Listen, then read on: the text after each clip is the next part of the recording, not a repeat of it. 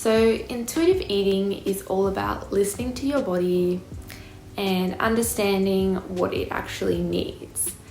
I think we start off this way when we're babies. As we get older, we get influenced by things like our environments, the media, different people's opinions of what we should and shouldn't eat, the voices inside our head, and all of this distracts us from listening to what our bodies actually need. Okay, so I just want to talk a little bit about my background with intuitive eating and dieting. So I used to calorie count obsessively for a few years. I could basically tell you all the calories of foods, I probably still can, and all I could think about was food and numbers, and it was just really stressful. I felt like I was scared of food, I was scared of eating out, and it just was not a healthy mindset to be in. I'm not saying that calorie counting is bad. For some people it can be very useful, but for me personally it just gave me a very unhealthy relationship with food and eating. So one day I discovered the book, this one, Intuitive Eating by Evelyn Tribole and Elise Rech. Sorry if I've said those names wrong, but not to be dramatic or anything. I feel like this book really changed my life. It just taught me how to have a healthy relationship with food and how to enjoy food, and now I just see eating as such a pleasurable experience. And I just want others to be able to experience this too. Okay, the first habit is to eat when you actually feel hungry. So this means listening for your body's hunger signals, such as a rumbling stomach, lightheadedness, when you feel a bit irritated, difficulty concentrating, that type of thing. This is your body's way of telling you that you are ready to eat. So you can use a hunger scale to help you figure out when you're ready to eat. So 1 means you're absolutely dying of hunger, you're so starving, you could eat anything in sight. Number 5 is when you're neutral, so you're not hungry, but you're not necessarily full. And number 10 is when you are completely stuffed to the point that you feel sick, you're like beyond a food coma. So I aim to eat at around 3 to 4 on the hunger scale. So if I get to the point where I'm starving, I find it really hard to eat mindfully, and I feel like I'm more likely to overeat. This seems like a very straightforward thing, but often we can find ourselves eating for other emotional reasons.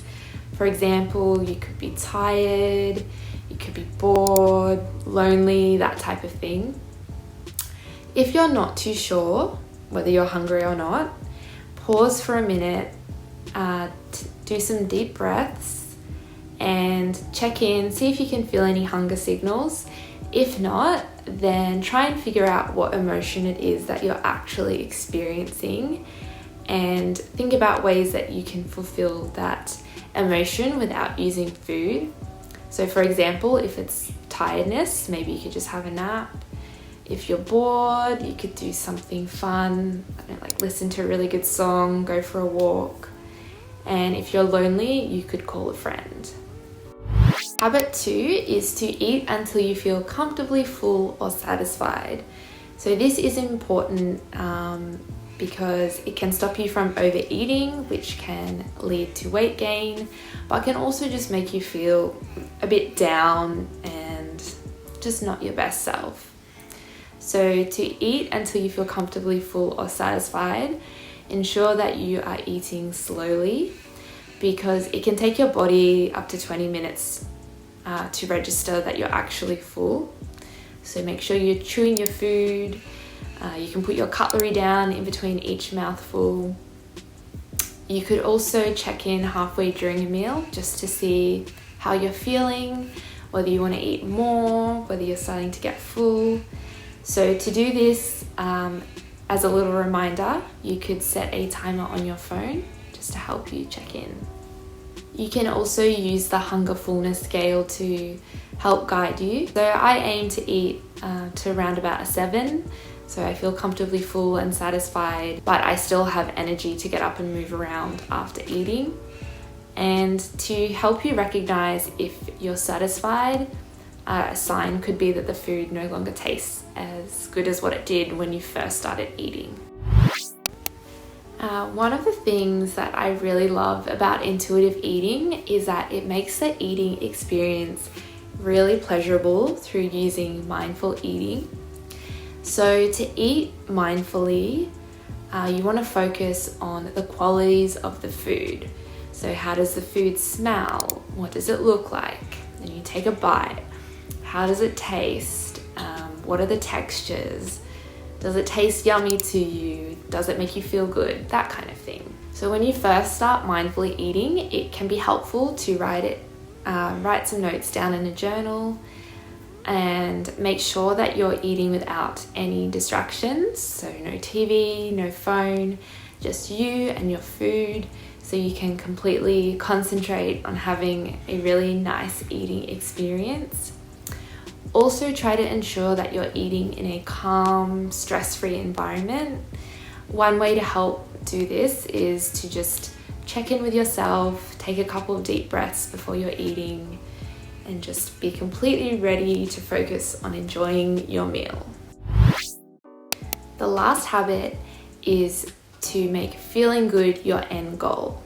So to do this, make sure all foods are available to you. So don't restrict any like you might have done in dieting. And you want to listen to your body and what it is desiring. So listening to your cravings, and think about what sounds yummy to you, but also what is going to leave you feeling nourished and energized and just feeling good overall. So I know at the start it can be a little bit scary because you might worry that, oh, I'm going to want to eat cookies all day long if I listen to my cravings. But if you ate cookies all day long, then you will find that you won't feel nourished or energized. You'll probably feel a bit lethargic and a bit irritated. So it can all take time at the beginning of your intuitive eating journey to understand how different foods make you feel. So don't worry, like if you do want to eat cookies all day long, give it a go. Just make sure that you're taking note of how you feel before, during, and afterwards, both physically and mentally.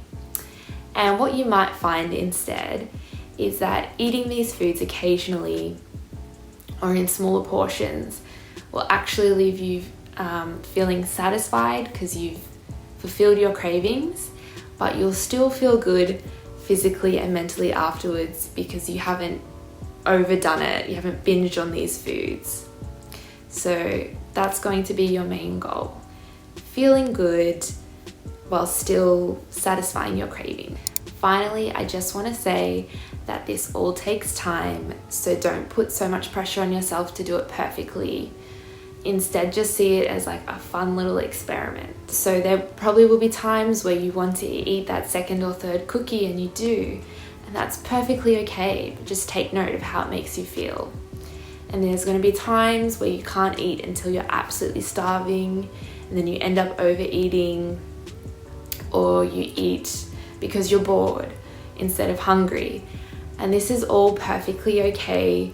Life is very unpredictable and we're all human after all. So don't be hard on yourself.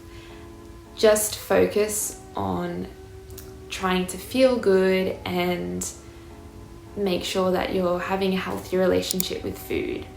And you might find that intuitive eating doesn't work for you. It personally helped me, but we're all different. So yeah, just see how you go. And either way, thank you so much for watching, and I hope that this video can help you in some way.